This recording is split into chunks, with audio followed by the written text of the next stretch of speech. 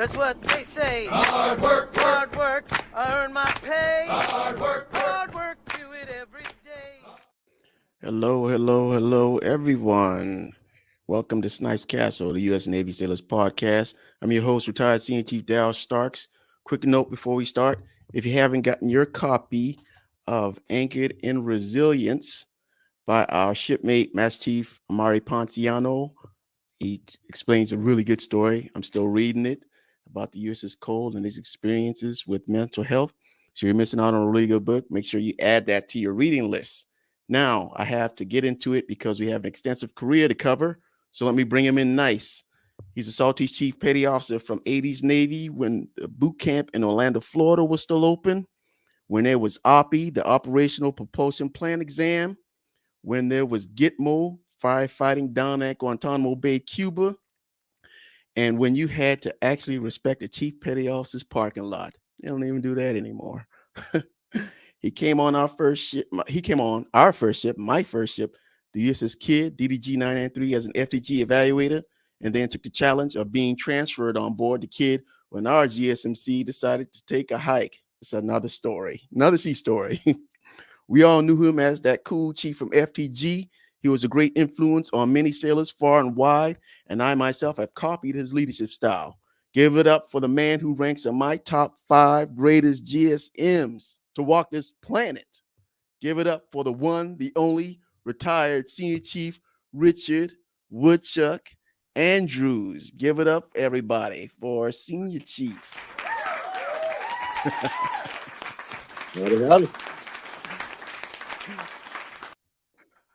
How you doing? I'm doing well, and yourself? Good. You know, still sorting out these technical things going on here with this camera. Pretty cool. I get to call one of my old shipmates Senior Chief. Yeah, and that crazy? Isn't that crazy? Yeah, man, that's awesome. You know, I still want to call you Chief. Yeah, well, You know, it's just you know, one of them regular things. You know, you don't call. say, man, You know. just once a chief, always a chief. Yeah, that's for sure. All right, man. So let's get into it, and let's go through your career here. All right. So where Wow, are that's you gonna be originally fun. from? Where are you originally from?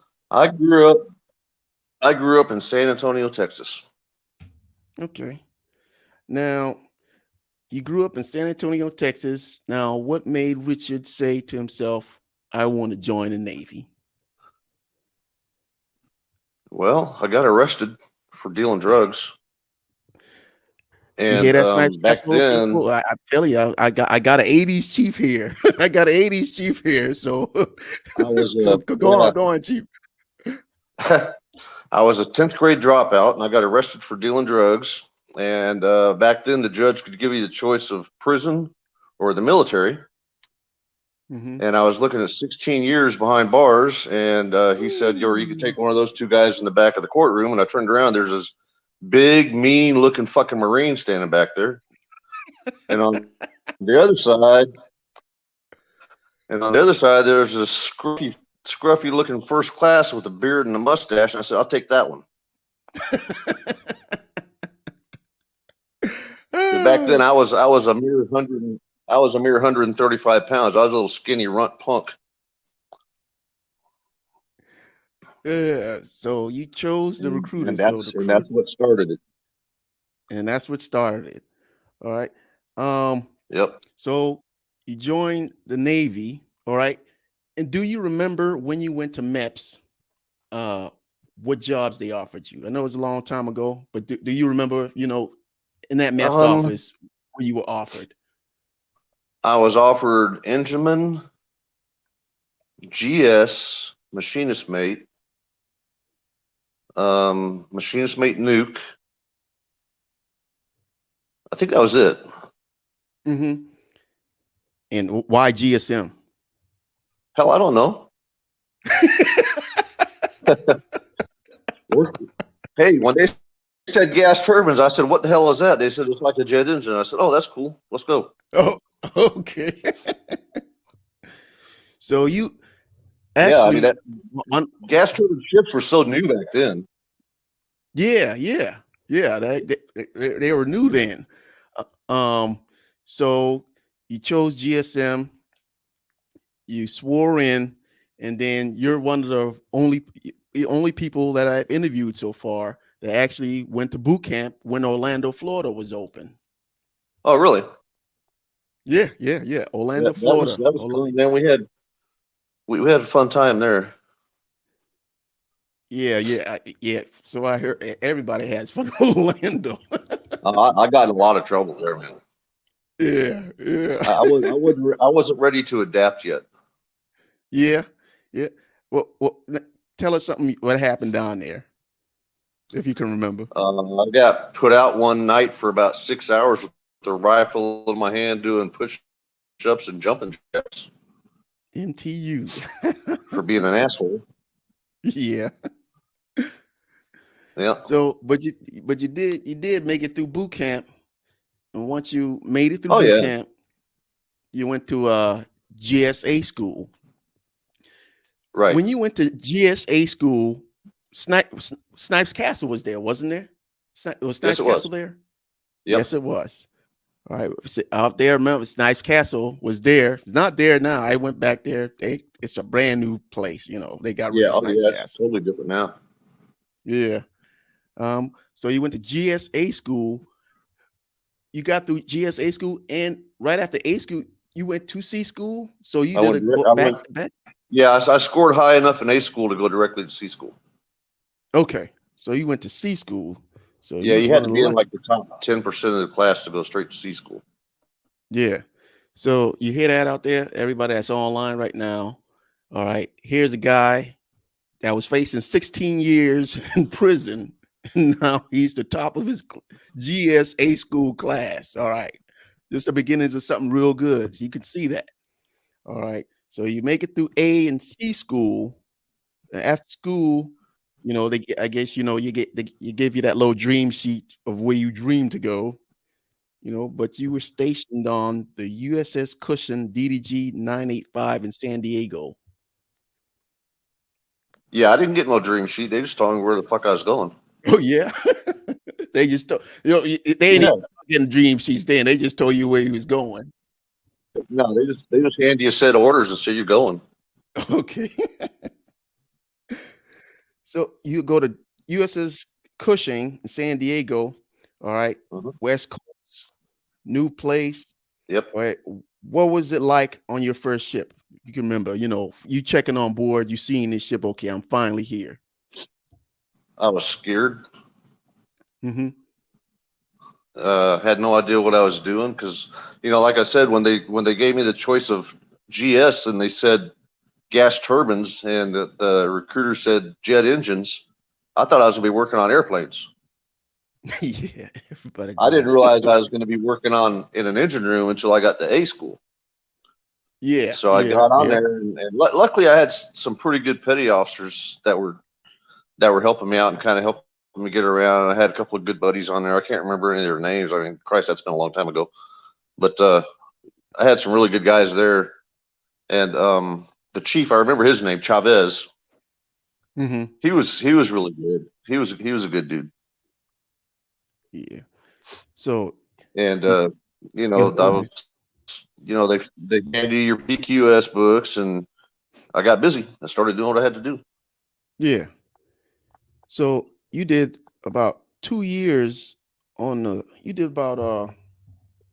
Cushing. You did 2 years. When you left the Cushing, what were you? What was your rank then? You remember? Second class, You was a second class. GSM 2. So Yep. GSM 2. So you transfer from the Cushing, but you only did like 2 years there, and then you transferred to the USS Oldendorf DD Yeah. 972 Yokosuka. Yeah. Well, the Oldendorf was on her way out from San Diego to go overseas to Yokosuka, Mm-hmm. and they had done some crew downsizing, and they were looking for crew members. So they put out a Navy-wide message for volunteers. The Cushing Okay. was coming. The Cushing was coming back from Westpac, and they actually stopped at sea and did a small boat transfer for me over to the Oldendorf, and I went straight back over. Wow. Wow. Yeah, That's we went from there, you went to Japan. yeah, yeah. I never even came back home. So really all you had was your sea bag. everything That basically was was on it. the ship. That's That was crazy. it. I mean, basically, you did a home port transfer at sea. Yep, sure did. That's crazy. All right, so you in Yosuka, Japan, from 84 Yakuza. to 80, Yokosuka, Japan, from Yeah, 84 to 86. How'd you like it yep. there? I loved it. Yeah. That was a really good that was a good tour because I mean you're forward deployed like that, and that was the very first overseas ported gas turbine ship.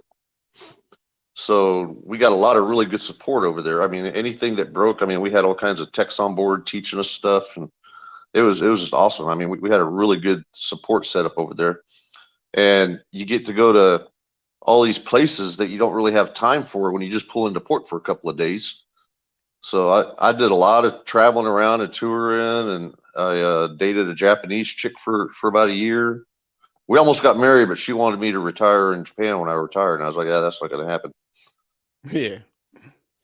And I get that from everyone that's been stationed in Japan. The support over there is outstanding, and they Yeah, but it's show you a crowded, lot.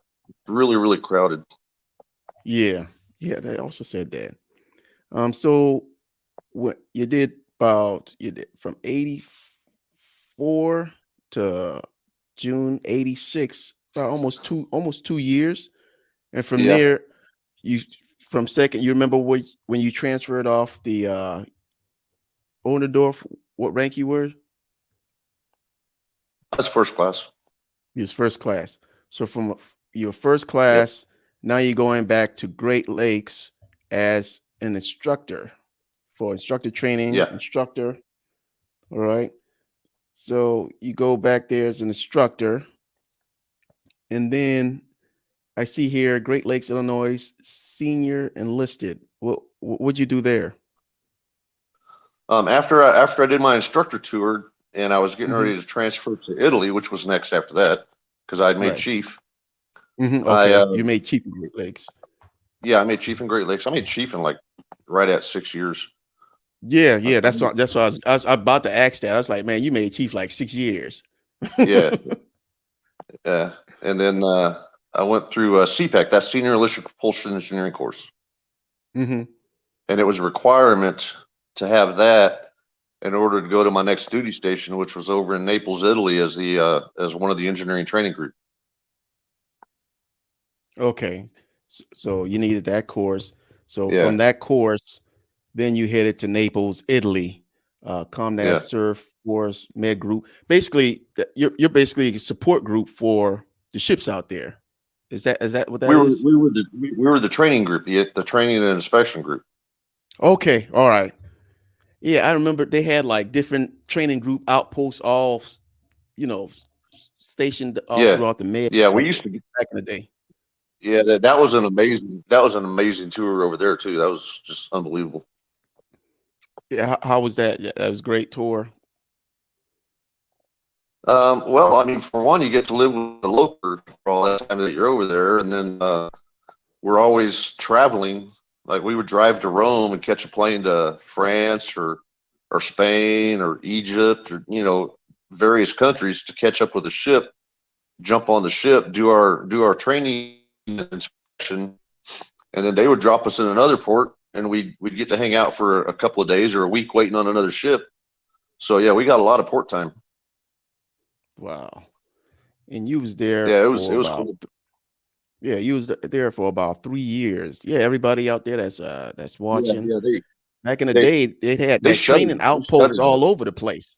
They had outposts all over the place. So when the ship would transit over to the Med, you know, they you know, they weren't lacking any training, or if they was going through this, the inspection cycle, there's always a training team there, not just that one training team that eventually ended up in Norfolk, Virginia, that stayed Yeah, they there. didn't. So you They could go, they didn't fly. They didn't fly them over from Norfolk. We were there.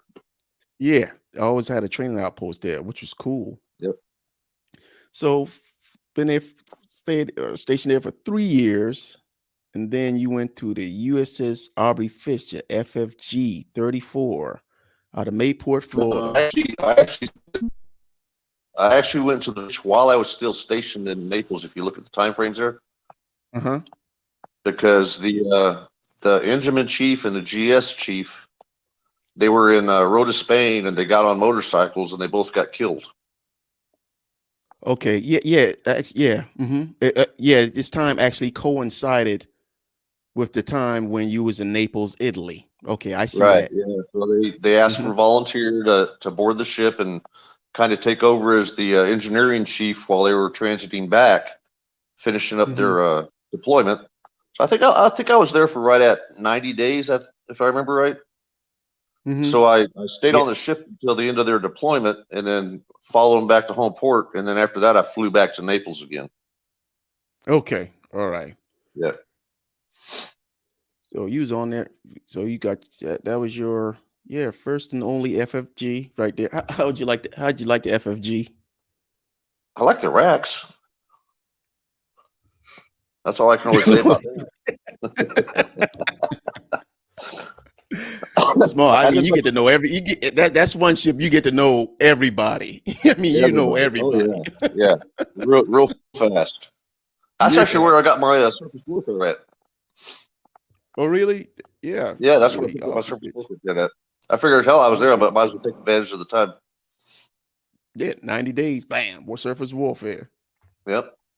Studied my ass off. Yeah. So US Office, so you still attached to Naples, Italy. From Naples, Italy, then you went to a float training group, Atlantic RTG in Norfolk. So you went like that's where I ran into you guys. That count like okay? Was that like back-to-back short duty tours, or how did that work? What happened was Naples was considered overseas sea duty. Okay, all right, okay, that's why. So because I mean we were always out. I mean I think the whole 3 years I was there, I might have been home maybe 6 months. Wow. Okay. That's cumulative that I was actually home. And so what happened was they were shutting down the training group in Naples. So all the guys that were at the training group there got dispensed out to other training groups throughout the U.S. They didn't even really give us a choice. They didn't even really give us a choice to go to a ship or anything. They just said, you're going to these training groups.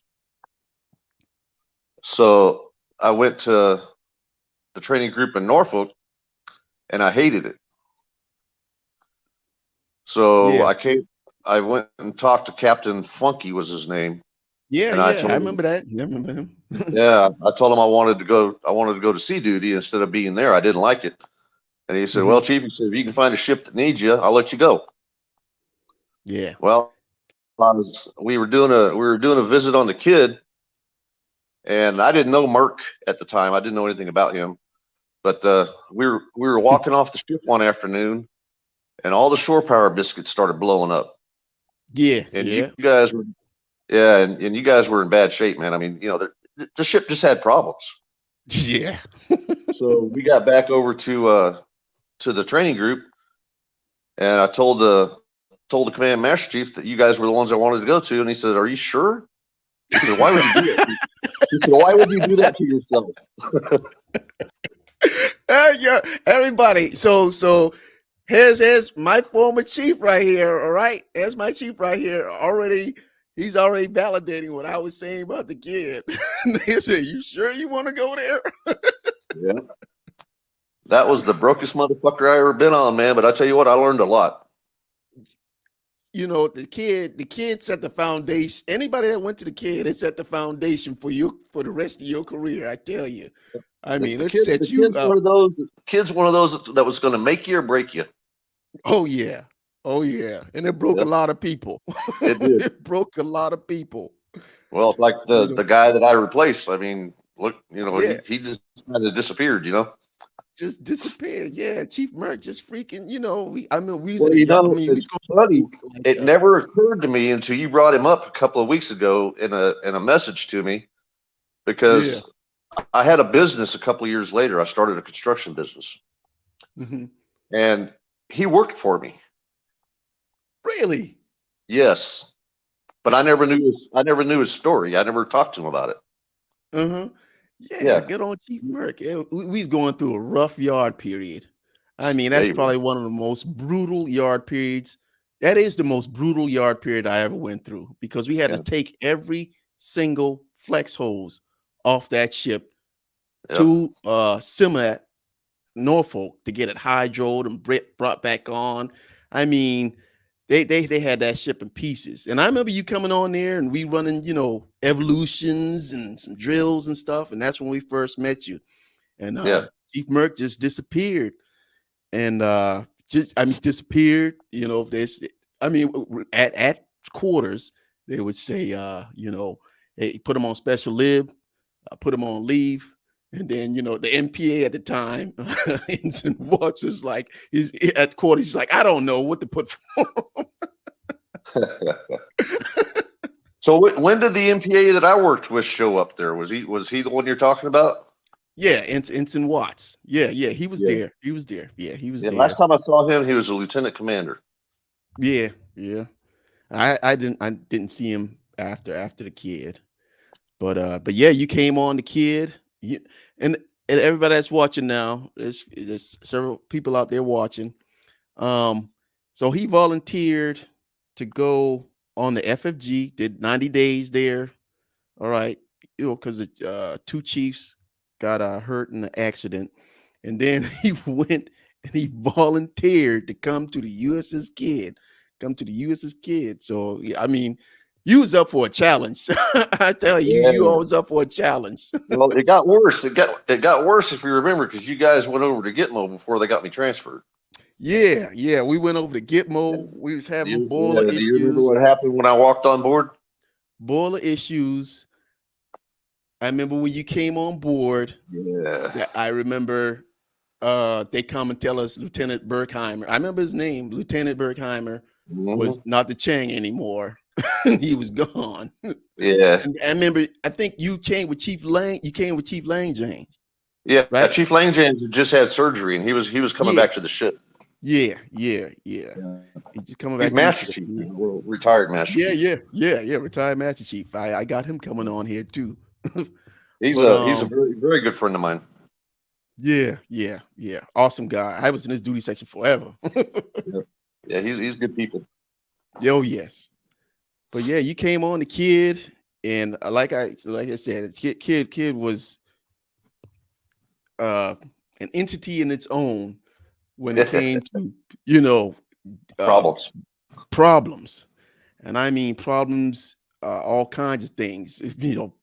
Seawater leaks, electrical Yeah. problems, everything. I mean. And every time we always made it through, no matter where the kid deployed to, we always made it through Yeah. though. Oh yeah, we always got things done. Yeah, but that issue with the boilers, that was bad, because that Chang, the reason he went nuts, they took him off in a straitjacket, right?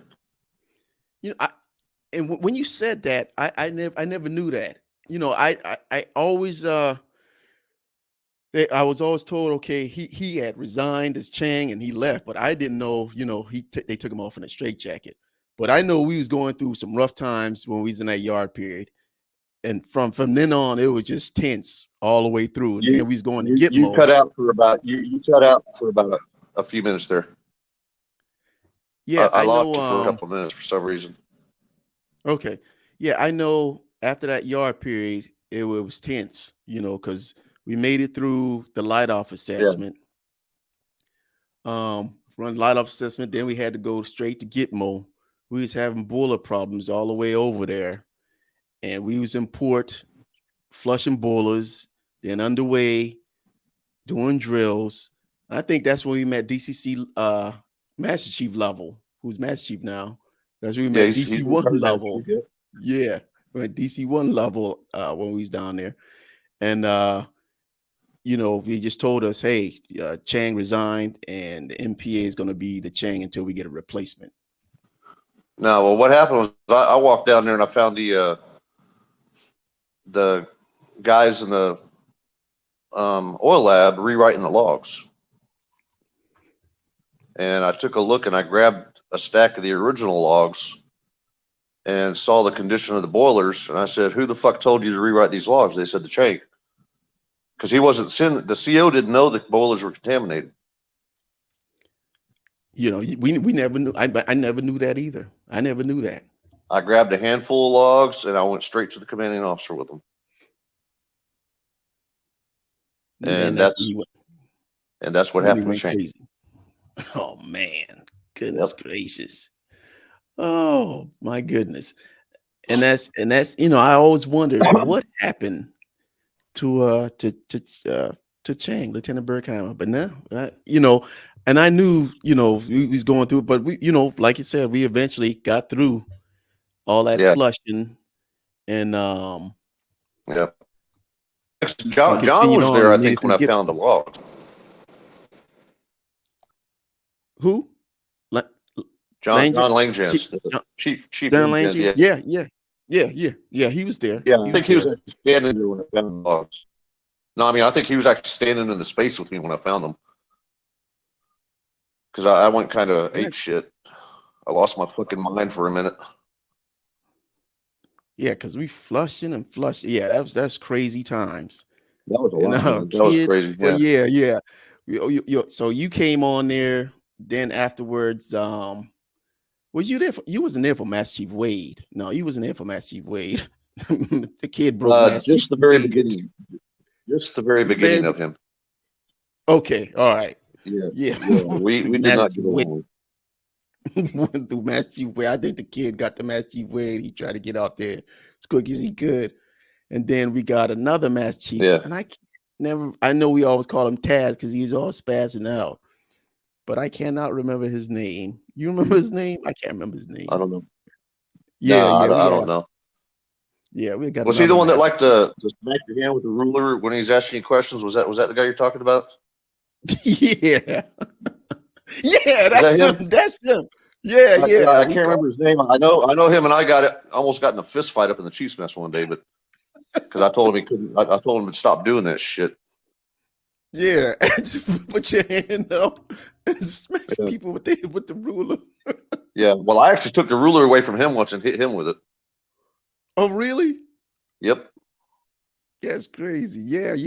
I saw him hit a fire. I was standing behind him in Central, and I didn't know he was doing it, but I was standing behind him in Central, and I saw him slap a fireman's hand with the fucking ruler, and I took the ruler away from him and slapped his hand.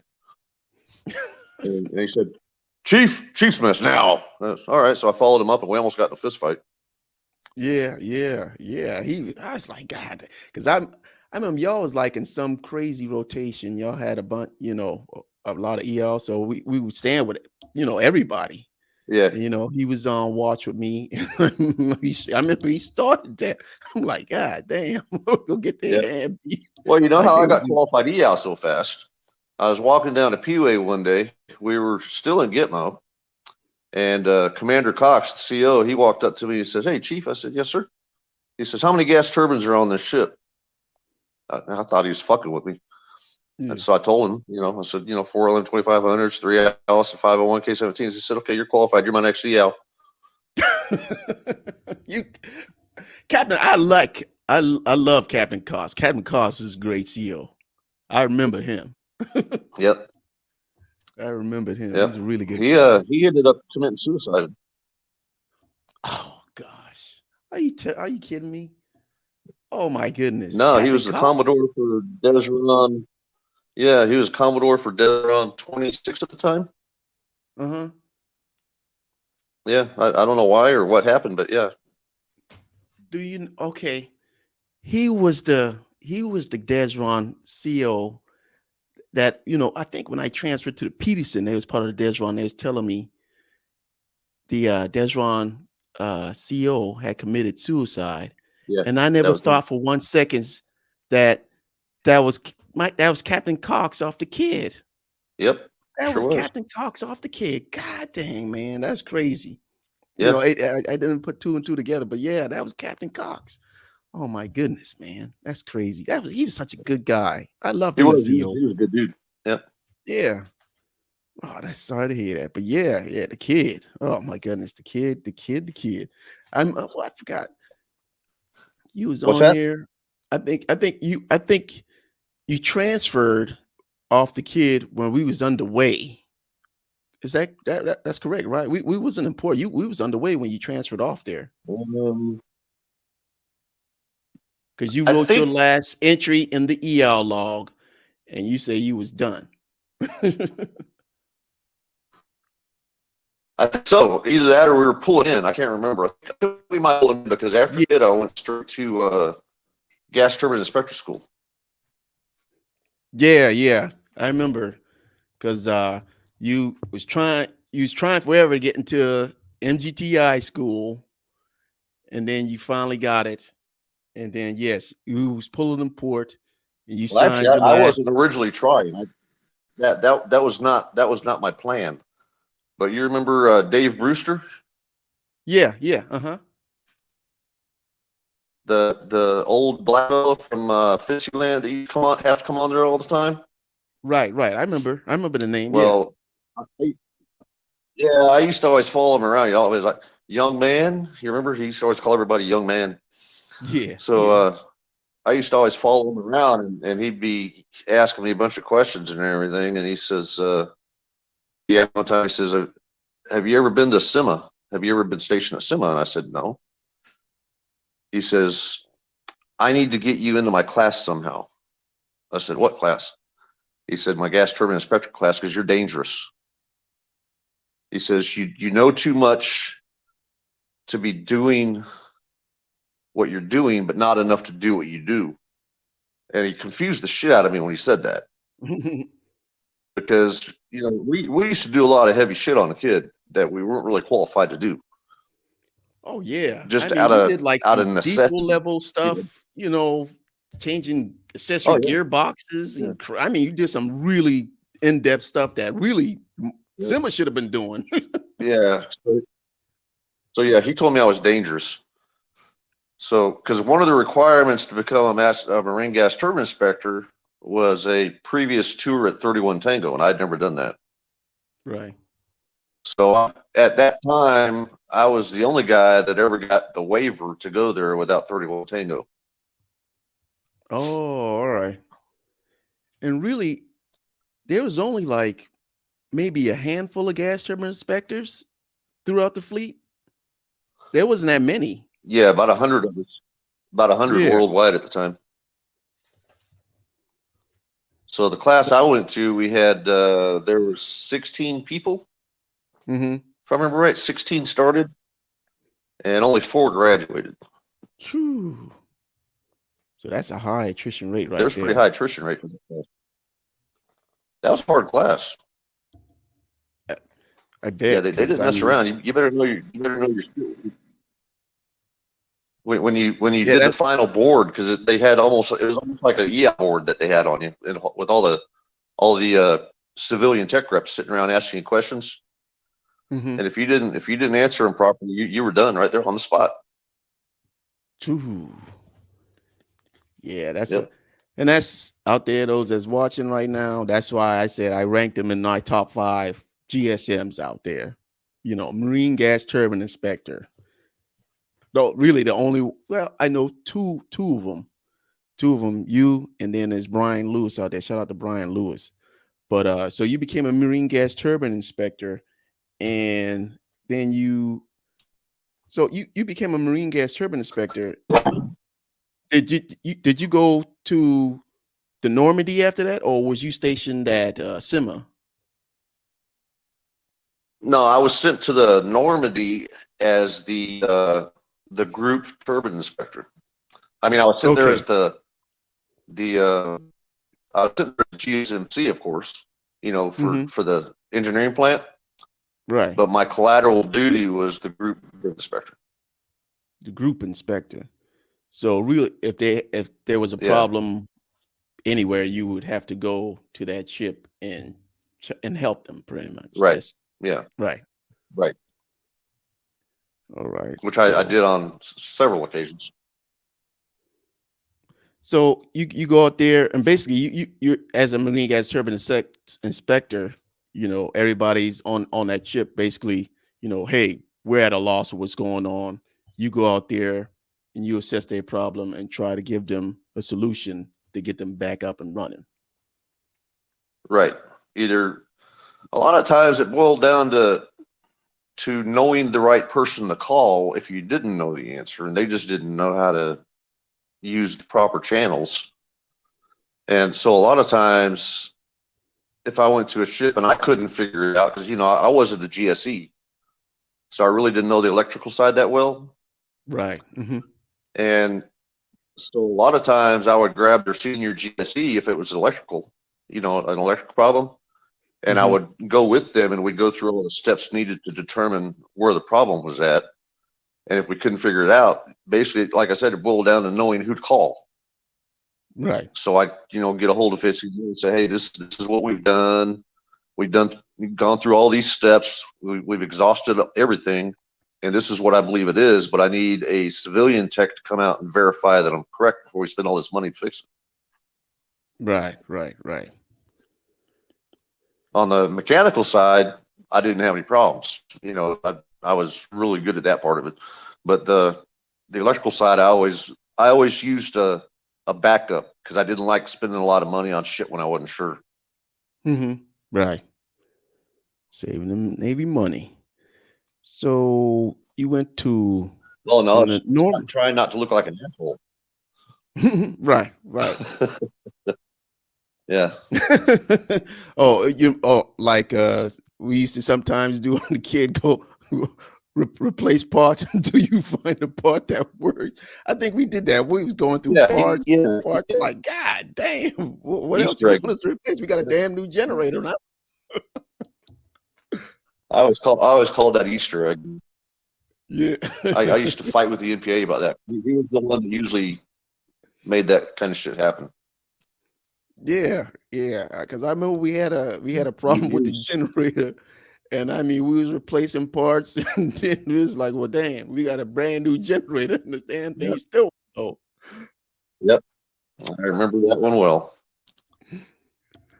All right, well, so from you did about 2 years on the Normandy, then you went to COM. That was the worst fucking ship I ever went on. The Normandy. Absolutely, hands down. How so? Well, I made senior chief not long after I got there. Right. And the CO, I don't know why, but he had a real hard on for me. And I don't know. You go to these places and it seem like the CO zero in on one or two chiefs, or maybe an entire million. He just goes at that one or two chiefs, or even the whole mess. I don't know. And just see. I found out after the fact that it was because I reminded him of his son who had killed himself. Oh, man. That's and so part of. Yeah, after I'd been there for a while, I turned myself in for alcohol rehab. Mm-hmm. And he got pissed off because I didn't go talk to him about it first. So he brought up a bunch of trumped up bullshit charges and busted me back down to chief. Wow. So you got busted back. He busted you back down for chief for not note. So you supposed sure to. Did. Well, it was some other bullshit that he came up with that was totally false. Yeah. So I ended up having to get a JAG officer involved. Mm-hmm. And I filed a redress of a wrong committed by superior and a grievance against him. And it took about probably 8 months. But I remember his last captain's call. I walked back up to the captain's call with my stars back on. And he came out in the audience at me and said, "You can't have those on. I busted you." I said, "Well, guess what? I got a message downstairs that says otherwise," because they had reinstated me. So You had to get he off was that there. ship. You had to get off that ship. Did you eventually stay there and leave, or Well, did you get was you transferred? no, there was a he transferred. Oh, he transferred. Okay. I don't know exactly how it happened or anything, but about 2 weeks after I was reinstated, he was gone. Dang. So it was like no change of command. He was just Yeah, gone. well, it was kind of like a change of command up in his cabin. That was about it. Oh, okay. Yeah, something was going on Because there. Captain Neville walked on. Yeah, Captain Neville walked on and he walked off. I can't even remember his name, but he was a dick. Oh yeah, some of my porter buddies out there watching. They know who I'm thinking of. So from the Normandy, There's from the Normandy, from the Normandy, you go to Com Rag Soup Group. What is that? You remember in Norfolk, Virginia? regional support group. Yeah, Regional that's support regional group. support group. That's all part of SEMA. Yeah, we managed all the ships, maintenance availabilities and overhauls, all that kind of stuff. Okay, all right. Shore duty. Shit, you need shore duty So, after the so Normandy. whenever you write up a job for a repair or discrepancy, it gets reviewed by a senior enlisted up there at RSG. Determines who determines how fast it needs to be repaired or if it's a day and so on. Okay, all right. Okay, from Here we go regional again. maintenance. Yeah. You hear me now? Yeah, Okay, all right.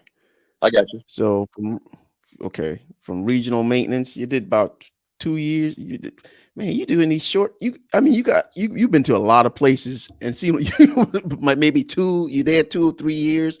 I'm used to Yeah. seeing, like you're there at a place for like 5 years and then you go to 3 years. But man, you've been to so many places like 2, maybe 3 years, and then you're moving on.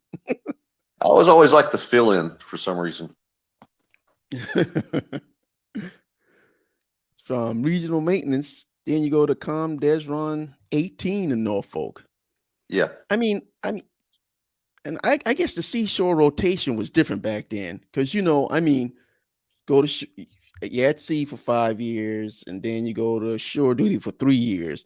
But for you was at this regional maintenance for 2 years, and then you go to Com Desron 18 from there. So how'd you swing that, or how did you not? Did they count that as sea time? How'd that work Well, out? I didn't like being on shore duty, so they let me cut my shore duty short because I was supposed to be there for 4 years, something like that. And so they let me cut it short, and I went to Desron as their assistant material officer, gas turbine inspector, and senior enlisted advisor. And that was considered sea duty. Okay, all right, yep. So that's how I ended up there. How'd you like it there at So Desron 18? Oh, I loved it, man. They treated me like gold. Desron 18, Norfolk, Virginia. It was there for 3 years, about 3 years. Yep. And then from 18, you go to Regional Support Group, WSU, Norfolk, Virginia. What was that? That's again Regional Support Group again, right? That was convalescing. I didn't actually work. I was out for about 18 months, I guess. I got hurt. I got hurt at the Desron. Oh, what happened? I messed my back up real bad, and I ended up having 4 surgeries, and I got a staph infection. That almost killed me. So I got that, and it took them almost a year and a half or so to figure out what would kill the infection. So by the time the infection was gone, I ended up fused all the way from the tailbone up to the L2. God dang. Yeah. I always tell people, once you mess up your back, it's pretty much for life. Oh, it is. That's one of the things on your body that you mess up that I've, from my experience, what I've, all the Yep. people I serve with, once the back is out, it's done forever. Yep. Yep. I tried to stay. That's how I ended up on the Churchill. You try to stay in. Yeah. They was going thinking about giving you a med board. They tried to force me to medically retire, and I got a hold of Admiral Holloway, who was one of my commodores at the Desron, because I just walked into RSG one day, and they handed me a message to say I was being medically retired. I needed to report over to Portsmouth. Damn. And I was like, oh, hell no. So I got a hold of the Commodore. Well, actually, he was a 2-star admiral by then. But I got a hold of him. I called him because we stayed in touch. And I told him what was happening. And he asked me what I wanted to do. I said, is there any way you can help me? I said, they haven't even given me a chance to try to get back in shape because they had just gotten rid of the infection. Yeah. And I said, they haven't even given me a chance to get back in shape and pass a PRT or anything. And he says that he was close friends with the Surgeon General for the Navy at the time. Wow. So a couple of days later, I got a message that gave me 6 months to pass the PRT. So I joined the YMCA and I went every fucking day. And when I did my PT finally, I'll never forget, within the first quarter mile, I couldn't even feel my right foot. I actually had to watch my feet to make sure that I was running. Oh, are you serious? Yeah, Wow. I'm serious. Oh, man. Yeah. So I ran the PT and I passed, and they let me stay in, and they transferred me to the Churchill. And I found out the hard way that rocking motions don't work well with somebody with a fucked up back. Yeah. Yeah. I learned that from somebody else said, man, it's another chief. I remember him saying something like that when his back was screwed up. Yep. Yeah. Well, and the sad part was with, how that all ended up and everything was I was going over to what they call that, Sewell's Point, where the medical was at over there. Yeah. Well, I was required to go over there once a month while the ship was in port. So I'd go over there and they do an MRI on my back, feed me some pain pills. And it was just, if I said something was wrong, they just feed me pain pills and more pain pills. So here I am, the senior enlisted engineer on the Winston S. Churchill, high off my ass all the time. Right? And I'm serious. you get addicted. You get addicted. One of our guys, Nickerson, another chief, he got addicted, and he had to go. You got to go to rehab, I think, to get it out from those things. I finally, I was on them for 10 years, dude. I was on 16 different medications back in 2014. God, man. Yeah, I finally got off of it all. I don't take anything anymore for the pain. I drink beer now, but that's about it.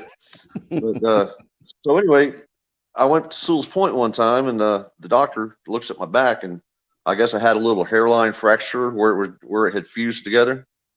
And she says, "Why are you still in the Navy?" Because I had like 24 years, 25 years at the time. Wow. And she said, "Why are you still here?" I said, "I'm trying to make Master Chief." And she says, "You got two choices at this point." She says, "You can keep doing what you're doing, and they're probably you might leave as a Master Chief, but you're gonna leave in a wheelchair and a diaper." So, yeah, I went back to the ship and put my retirement papers in that day. Dang. Well, that'll make you put your papers in quick. Yeah. The corpsman actually went and talked to the CO, and they sent me home. They wouldn't let me get underway with them anymore. Wow. Yeah. Wow. Did you have a retirement ceremony? Oh yeah. Actually, a couple of the chiefs came to my house after they found out I put my papers in. My engineering chiefs. Yeah. And tried to talk me out of leaving. Saying, "Hey, we'll take it out of leaving." Yeah, they wanted me to stay. Yeah. Yeah, they were trying to get me to stay, and I was like, I can't. Well, we'll take up the slack. You don't have to do all that shit no more. 'Cause I was always all over the ship. I mean, you know Yeah, how I I was knew on a how ship. you. I was, I knew. Yeah, I was getting ready to say I knew how you was on a kid. I mean, you went to the damn inner bottoms. I remember I went you everywhere, went to man. the inner bottom. You was all over the Yep, place. yep. And I did the same thing on every ship I was ever on. But Yeah. so yeah, I, they were saying, I remember. you don't have to do that no more. We'll do it. Because I mean, for the most part, a lot of guys just don't like getting down there and doing that. But I was always looking for shit. I always wanted to make sure that there was no surprises. Yeah, yeah, yeah. And I guess if you can't be like who you were, then hey, it's time to go Yeah. home. I guess. Yep. Man, that sucked. So how's your back now? It hurts. It's just part of life. I got used to it. Yeah, Legs go numb a little bit every once in a while, shit like that, but that's just part of it. yeah. Um, One of the questions I had for you: if there is one trait you hope you instilled in the sailors you led, what would it be? One trait. Yeah, just one trait you hope you instilled in the sailors you led in your 24 years in the Navy. What would it be? The one trait you had that you would like, you felt you passed on to your sailors. I would hope patience, Hmm. because young guys a lot of times they can get on your nerves. And I remember you You know told a what? story Yeah, about that. yeah, yeah, Yeah. yeah. Yeah, yeah. And you were probably the most patient chief I ever ran across. Cause I mean, you always maintain your composure. And like I told you, I think the one time you snapped was when we was going through the cycle, the build up toward the inspection, we was working those Yep. long hours. And I mean, I think it was like 10 or 11 at night. And you told us all to come to the cruise classroom. We came to the cruise classroom. He was like, man, we got to do this. We got to do this. And Kemp snapped. I remember Kemp snapped off. And that's the only time I seen you lose your cool. You lost your cool. And Yep. you got angry just for a split second. Just for a split second. And I remember when we walked out the room, Christian was like, did anybody else shit their pants when Chief Andrews got mad? I was like, yeah, yeah. I never seen him like that before. Yeah. Yep. No, I tried to always maintain my cool around my juniors. Yeah. Now, And like I Chief Smith was a different story, you yeah, know, or the log room. If it was just me and the officers and chiefs, I yeah. would I got out of hand a couple times there, but and I purposely would do that around you guys because I saw that in my very first chief, because I was very hard to deal with as a young guy, and I was always doing stupid shit. He never got pissed at me, and he would always pull me aside. And this is another one that I hope I instilled in some of you guys, because I don't recall very often that I would chew anybody's ass in front of a group. Nope. Nope. Nope. Now, I Nope. wouldn't hesitate to pull your ass outside at CCS and do it Yeah, out in the yeah, vestibule, yeah, you yeah. know. But, I and I'm remember. sure when I was doing that, that people in the area knew you were getting your ass chewed, because I wasn't very quiet about it, but I never did it physically in front of people. Yeah, yeah. And that's what I remember. I remember every time you was on watch, somebody got a line, you go to that vestibule right out supply, right, that hatch that comes up Mhm. for supply. You'll take him out there, shut that door, and come back. I forgot GSC1. He got pissed at something. He just started going off. He was like, whoa, whoa, whoa, whoa. You took him outside. Remember you took Wadley. I remember those so clearly. But you would always go outside that CCS door and come back in and everything was squashed. Yep. Yeah, I didn't carry that shit around either. I mean, as long as they didn't do it again, I was good. You know how everybody always wanted to have all these counseling shits and put all that shit in your record and everything. I didn't do that. I never. I think maybe one time, the whole time I was on Kidd, it was because the guy was a repeat offender. I can't remember what his name was, but I started putting counseling shits on him because I wanted to kick him out of the Navy. Mm-hmm. So I started stacking them up on him. But yeah, another one. Yeah, and I remember you taught me how to write my first counseling shit. You taught me how to write my first counseling shit. I knew nothing about computers.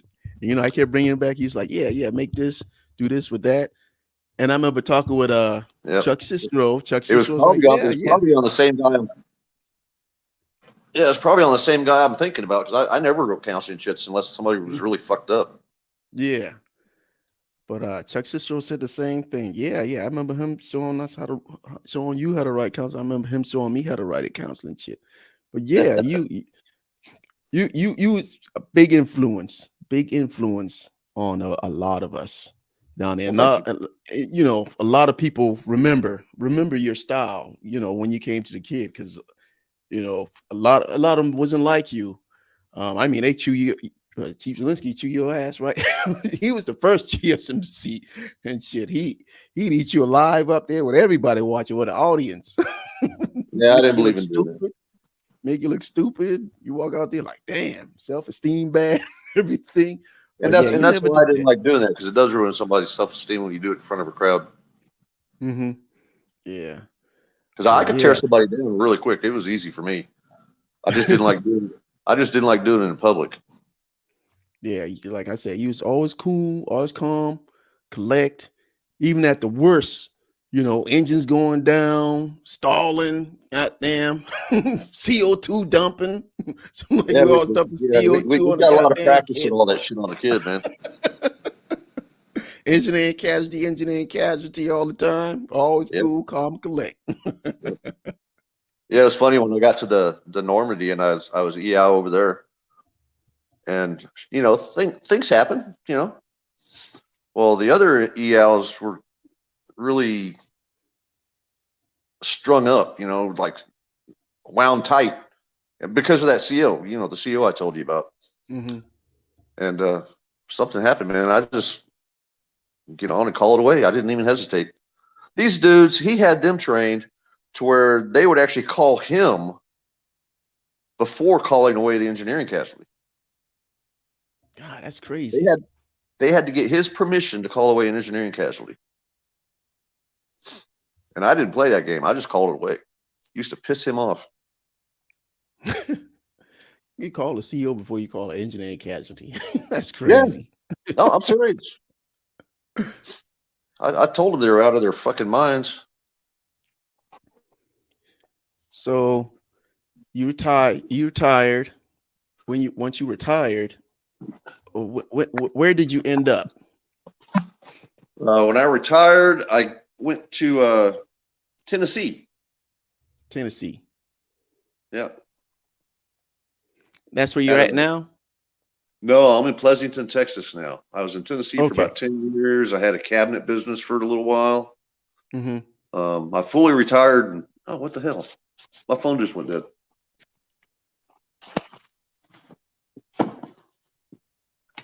Fucking thing's plugged in. Oh, shipmates. Phone went dead. It's been a really good interview with an 80s chief. And a lot of stuff that we went over. Gitmo, refresher training. That's when you went down to Guantanamo Bay, Cuba, and you basically did your all your DC drills down in Gitmo. And I believe you had 90 days to do the drills. And if you didn't complete the drills, then you would have to continue on until you passed all the drills. That's the same, you know, main space fire, duty section drills, engineering drills, everything. And some ships, uh, from what I heard, actually spent a whole deployment down there doing drills. which is I think a deployment is overnight. If you're over 90 days, then it's considered a deployment, if I remember it correctly. But some ships couldn't pass, and I mean they stayed down there, down in hot Cuba, doing drills. And he was in during a time when there were uh, just engineering training groups all over the place. So you didn't have to rely only on the engineering training group in Norfolk. You had engineering training groups in the Med, stationed all over. So you never, you know, once you finish with the inspection, then you go on this long period where you don't get any training, but they were stationed all over the place. And then using the med, you're like, oh gosh, you don't have any inspections. Yeah, they were stationed in the Mediterranean, uh doing training as well. And that's when he met him on the Kid, man. The Kid was crazy shit. And that's what set the foundation for my career from the Kid. I think if I stayed on the Kid and did a lot more things, it would have made me even into a better person. But when you're young, you never think about those things, and the grass is not always greener on the other side. And I thought the grass was greener on the other side. But then when you transfer from a command where you walk on water, and then you go to another command, and then okay, you don't walk on water, we don't know you have to start over. And that's when I didn't realize, damn, I should have stayed on the Kid. I could have stayed on the Kid and done a hell of a lot more. All right, he's back. There you go. Hey, sorry about that. Oh, no problem. I had to sit on my phone because mine went dead for some reason. It just black all of a sudden. It's all good. But we almost done. um so are are you married? I am. Got Okay, married all in right. 2017. I Okay. got divorced in Kids? 2017. 6 days ago, I'm married. Say that one more time. You you lost me there. You lost me there. Say that one more time. Well, the girl I was married to that I lived in Tennessee with, that was just a bad marriage all the way around. Uh-huh. And I had already planned on leaving, and I had started talking to my old high school sweetheart Mm-hmm. that I ran away with when I was 15. Wow. Yeah.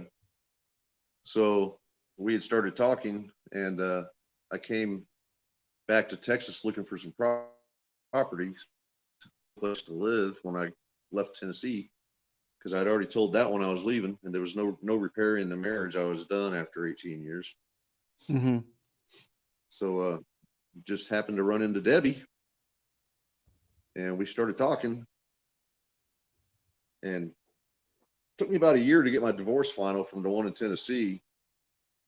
And Debbie actually went with me the day that I drove back to Tennessee to finalize that. Mm-hmm. And then we came home, and about a week and a half, what was it, 2 weeks later, we were on our way to Yeah. Las Vegas. Yeah, about 2 weeks later, we drove to Vegas and got married by Elvis. You serious? Yep. Hadn't seen her in over 30 years, and we started dating, and a year later, we were married. Oh, that's good. You got any kids, Rich? I have three, I 3. think.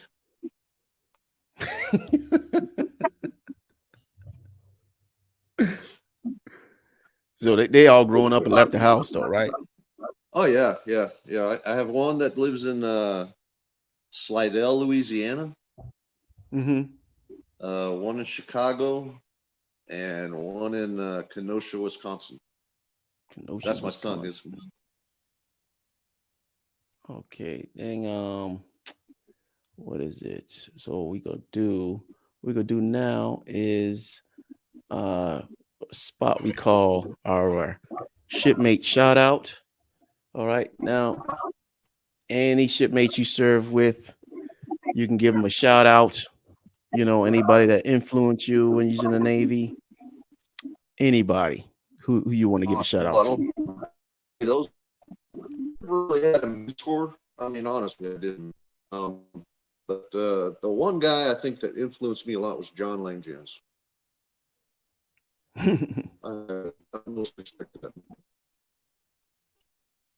You breaking up, Chief? Are you there? Okay, I got you. Yeah. No, I said John Langjans because I have a lot of respect for that guy. Mm-hmm. But no, I never really stayed in touch with very many people. Mm-hmm. And even when I was on the ships, I was always so busy down in the engineering plant, I didn't hang out in the chief's mess a lot. So I never made that many friends in the chief's mess.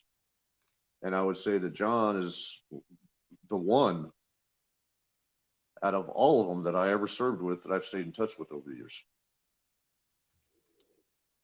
Because he was always down there too. Yep. He ran around himself. I mean, all We the lived down chiefs did. I mean, lived down in the spaces. You had to. Because that kid, whew, it's like I tell you all my previous videos, I tell you the kid was something else when it came to maintenance. And just like he said, the kid will make you or break you, and it broke a lot of people.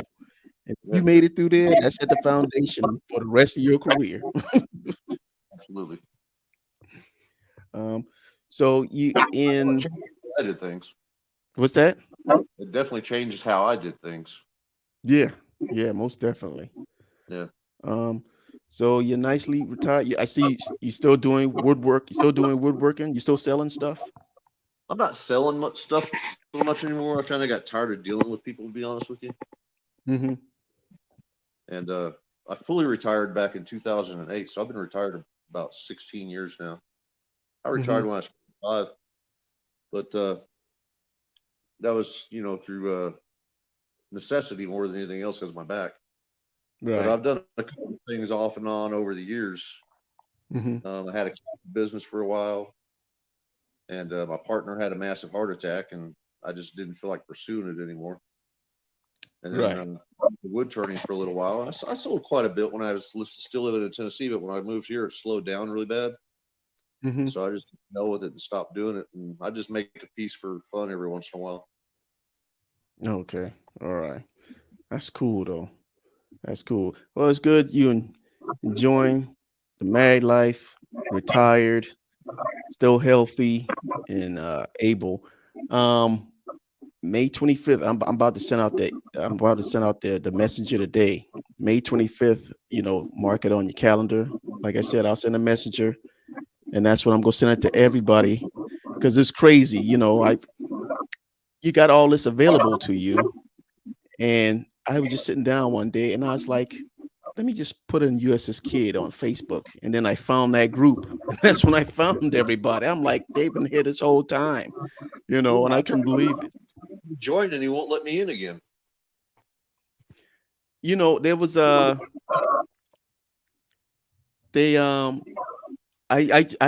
got a message. You joined, and then there's someone in there that's saying, no, that's not Richard Andrews. Richard Andrews was on the LaSalle. And then I said, no, Richard Andrews, I'm interviewing him tomorrow. He was my chief on the USS Kidd. And then John got in there and said, yes, he is. That's Richard Andrews. And I said, he went by Woodchuck at first, but now his actual name is Richard Andrews. And Chief Langjanes jumped in there, and so they might have let you back in.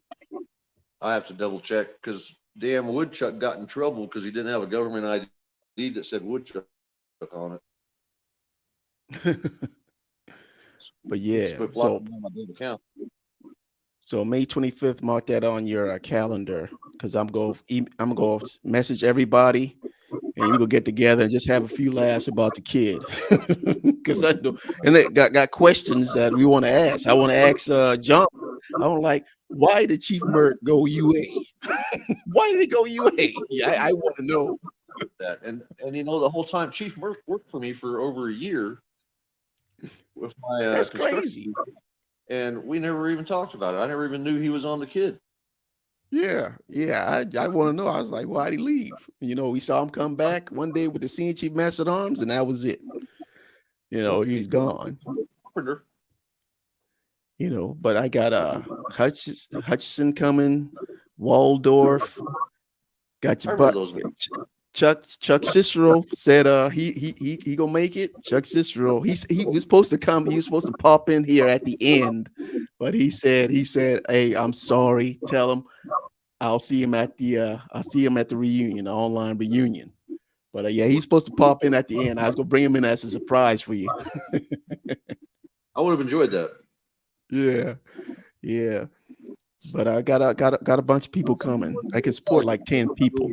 The other guys I was really kind of attached to there on the Kidd was Chuck, and I was really happy to see him when he made Chief. I actually gave him my original Chief's acres. Yeah. He told me that. He told me. Yeah, he told me. I was like, oh really? Yeah. I hadn't seen him in a while. Yeah, so yeah, he retired. But then, like I said, I found that Facebook group and I found everybody. But yeah, mark that on your calendar for May 25th, because we're gonna all get together. I got John coming on, John Lane James coming. They got these Level said he might come. He's not an internet guy. He's not a guy. A lot of us are, because we didn't grow up in this age, cell phones and all this stuff. I still trying to get this damn camera to get on this computer or whatnot. My son probably could do it, but hey, Richard, I appreciate you coming on here and sharing your career with us and everybody that's watching right now. Okay, this is like I call them the Gitmo. These are the chiefs that they sailed Gitmo. They went to other boot camps other than Great Lakes. He went to Orlando, Florida. Marine gas turbine inspector. I rank him in my top 5 GSMs. I always say, when I went on ship, I was like, man, they're my top 5 GSs.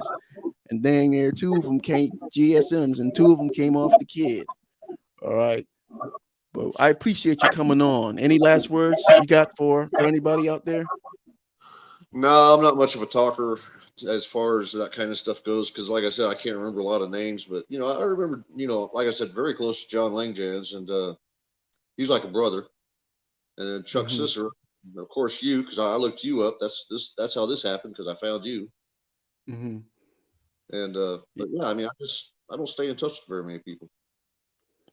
Yeah, you get that way, and it's like I was like, man, I got to reach out to everybody, because I was like, man, I got to interview everybody. And I was going through my Porter people, and I don't know, you probably saw my my post about one of the shipmates off the Porter chief. He took his life, and Jay Owens or whatnot. And I was like, man, I was gonna reach out to him to come on and talk with me. I was like, oh my gosh.